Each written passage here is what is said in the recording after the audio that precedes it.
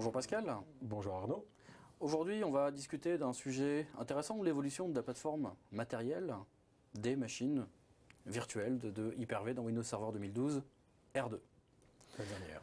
Alors, quelques petits rappels sur Hyper-V et ses apports dans 2012 déjà. On a maintenant clairement la possibilité de supporter des très grosses machines, jusqu'à 320 processeurs logiques et 4 Tera de RAM sur l'hyperviseur physique qui fait tourner tout ça. On a la possibilité d'avoir des VM qui ont jusqu'à 64 machines, 64 vCPU, 64 cœurs logiques, jusqu'à 1 Tera de RAM par machine virtuelle, et on supporte le Fiber Channel, c'est-à-dire la possibilité d'exposer à l'intérieur de la machine virtuelle du stockage en Fiber Channel, sous réserve qu'on ait évidemment un adaptateur Fiber Channel sur l'hyperviseur hôte. Donc j'imagine que c'est pour faire du clustering. Entre autres, effectivement, accéder tout type de stockage directement depuis la VM. La Dynamic Memory, avec la startup Memory, et puis on s'est tourné des machines virtuelles qui ont beaucoup de stockage, avec du VHDX qui se permet de supporter jusqu'à 64 Tera. Parmi les autres nouveautés, on sait exécuter des machines qui sont stockées sur du partage de fichiers en SMB 3.0, très important, directement exécuté sur un serveur de fichiers ou sur une baie de stockage qui utilise le protocole SMB3. Beaucoup d'efforts ont été faits sur la Live Migration et la Storage Migration pour faciliter le mouvement des machines virtuelles d'un hôte à l'autre, même s'ils ne sont pas clusterisés. Et puis des possibilités d'étendre le switch virtuel d'Hyper-V pour ajouter de nouvelles fonctionnalités et puis d'avoir un accès quasiment direct au matériel en utilisant SRIOV. Et puis au final, Hyper-V Replica qui permet d'avoir une machine virtuelle en train d'être exécutée et en train d'être dupliquée sur un autre hyperviseur, donc pour aider au plan de reprise après incident. Donc tout ça c'était 2012 R2, finalement qu'est-ce qu'on a rajouté? On a rajouté dessus. Bon, on a rajouté pas mal d'améliorations sur ces fondamentaux, redimensionner les disques durs virtuels, quelques améliorations sur la Live Migration dont on va rediscuter dans une autre vidéo, et puis des meilleures interactions plus riches avec les VM. On va discuter de tout ça également dans d'autres sessions. Et puis des nouvelles fonctionnalités également, comme l'activation des machines virtuelles beaucoup plus simple, et c'est le but de cette discussion aujourd'hui, les machines virtuelles de génération 2. Alors qu'est-ce que c'est, Pascal, que ces machines virtuelles de génération 2? Donc justement, la virtualisation de machines, ça existe depuis très longtemps, ça existe au moins depuis presque une quinzaine d'années à peu près. Donc au début, tout l'effort qui était fait dans les systèmes de virtualisation de machines consistait à essayer d'émuler au mieux du matériel existant qu'on connaissait à l'époque. Des cartes réseau de marque DEC ou Intel, des cartes vidéo de type S3 ou ce genre de choses-là. Donc petit à petit, les OS et les systèmes de virtualisation ont évolué et on est arrivé à faire plutôt ce qu'on appelle entre guillemets de la pari-virtualisation. C'est-à-dire que l'OS qui est dans la machine virtuelle, l'OS invité, a conscience du fait qu'il est dans une machine virtuelle et en tire parti. Et cette amélioration, donc cette deuxième génération de machines virtuelles pousse encore un petit peu ce concept-là, en faisant en sorte que la plupart des matériels qui sont exposés aux guests, à la machine invitée, sont des matériels qui sont purement synthétiques et qui sont pris en compte nativement par l'OS invité. Donc l'intérêt, c'est d'éviter de passer du cycle CPU à essayer de simuler un comportement alors qu'on peut avoir des accès directement natifs. Et le principe également, c'est d'éviter de charger des drivers anciens, des drivers de vieilles cartes réseau, de vieilles cartes vidéo, dans l'OS invité, alors qu'on a des drivers beaucoup plus légers, beaucoup plus performants et beaucoup plus sûrs en termes de sécurité. Donc le matériel est basé sur un BIOS, un firmware plutôt UEFI, donc par opposition aux anciens BIOS classiques, ce qui permet de nouveaux scénarios, notamment des scénarios de Secure Boot, qu'on peut avoir dans les machines virtuelles maintenant également. Ça permet également d'avoir un boot physique depuis un disque dur virtuel SCSI, alors qu'auparavant on ne savait démarrer dans Hyper-V que des machines virtuelles depuis une carte émulée de type IDE. Donc, ce qui n'empêchait pas d'avoir des disques de données SCSI, mais le disque de boot devait être IDE. Bien sûr. Donc on a le Secure Boot, on a suppression de nombreux périphériques émulés, donc comme j'ai dit précédemment. Et évidemment, pour tirer parti de tout ça, il faut la dernière génération des OS Windows, à savoir Windows 8 64 bits ou Windows Server 2012, et puis la dernière version, donc 8.1 64 bits et 2012 R2.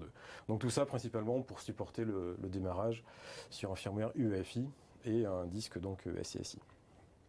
Très bien. À quoi ça ressemble alors dans les matériels un petit peu là, sur Donc au niveau matériel, si on regarde la liste, donc la liste est un petit peu longue, on ne va pas faire le tour complet, mais on voit dans la colonne de gauche donc des périphériques qui ont été supprimés, comme le contrôleur IDE, le CD-ROM IDE par défaut, le BIOS classique, la carte réseau de type hérité.